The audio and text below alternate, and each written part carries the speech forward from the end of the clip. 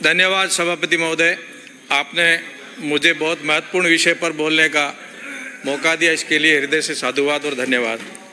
निश्चय ही दोनों ही विषय, चूंकि मुझे कल भी बोलना था, किसी रूल्स के कल भी बोलना था परंतु कल मौका नहीं मिला, इसलिए आज दिया। तो मैं दोनों ऐसे महत्वपूर्ण विषय हैं जो जल और विद्युत दोनों से जुड़े हुए हैं, दोनों हमारे जीवन की रेखा है और दोनों ही महत्वपूर्ण विषय हैं।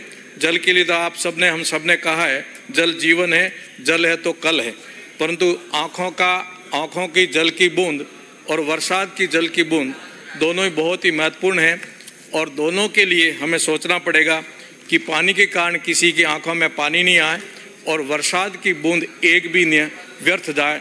इसके लिए सरकार अपनी अच्छी योजना बनाए, वर्षा आधारित पानी बिल्कुल बह करके नहीं जाए, वही हमारे जीवन का आधार बनेगा, वही है तो कल है। गांव का पानी गांव में और शहर का पानी शहर में। इसके लिए मैं आपके माध्यम से माननीय मंत्री जी से निवेदन करूंगा कि हमारे पारंपरिक जल स्रोत है, उनके लिए विशेष योजना बना करके उनको संरक्षित किया जाए और उनको सुरक्षित किया जाए।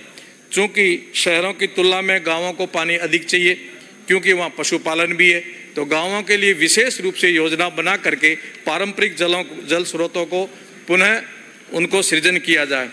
मेरे क्षेत्र में आप सबको विदित करते हुए आपके माध्यम से सभापति महोदय, पारंपरिक जल स्रोत के लिए जो कुएं, बावड़ी, तालाब आदि ये सभी मान्य सदस्यों ने ये विषय जरूर रखा। और मैं भी कहूँगा, मेरे क्षेत्र में सबसे ऐतिहासिक एक तालाब है जो भणियाणा गांव में है और जो 60 गांवों को पानी पूर्ति करता था, परंतु दुर्भाग्य ये है कि उसके रख रखाव अभी नहीं हो रहा है।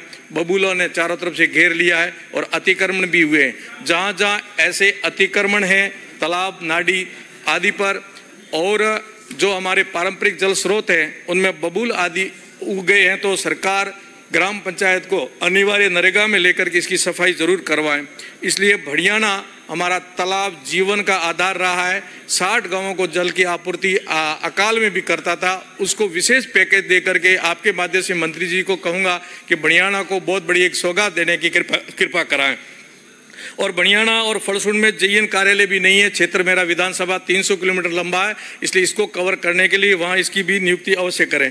आप सबने हेडपंपों की जो सौगात दी है, परंतु मैं मानता हूँ कि बहुत कम पड़ती है। 300 किलोमीटर में वो 10 हेडपंप और 20 हेडपंप और 10 ट्यूबवेल हमारे लिए क्या करेगा और किसको दे करके राजी करेंगे। इसलिए मेरा नहीं, सबका सदस्यों की मांग है कि इसको दुगना किया जाए। और एक विशेष मांग उठी थी, वो ये थी कि सोलर युक्त हैंडपंप वो भी हम सबको स्वीकृत किए जाए और वो धार्मिक स्थान, स्कूल, विद्यालय, हॉस्पिटल में विशेष प्राथमिकता के साथ में हमें सबके लिए ये आप सौगात देंगी तो और अच्छा रहेगा। सभापति महोदय, मेरे क्षेत्र में नहर भी लगती है और नहरी क्षेत्र में 62,650 हेक्टेयर भूमि, कुल भूमि जंबेसर कैनाल कमांड क्षेत्र के लिए पानी के लिए 310 क्यूसेक पानी हमारे को स्वीकृत किया था, परंतु दुर्भाग्य है कि हमें केवल मात्र 176 क्यूसेक पानी ही मिल पा रहा है।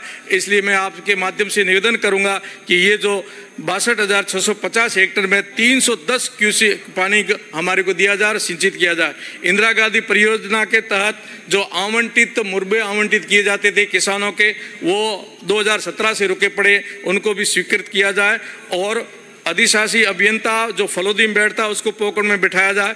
चूँकि मेरे विधानसभा में रामदेरा और पोकरण दोनों ऐतिहासिक और धार्मिक नगरी है, इनके लिए लाइट और पानी की विशेष व्यवस्था की जाए। पोकरण में पूरे देश के, दुनिया के दर्शनार्थी आते हैं, इनको लाभान्वित करने के लिए विशेष पैकेज देकर के किया जाए। लाइट के लिए भी मैं आपसे 1 मिनट में मेरी बात पूरी करूंगा। दिए तले अंधेरा देखना है तो जैसलमेर और पोकरण को देखें।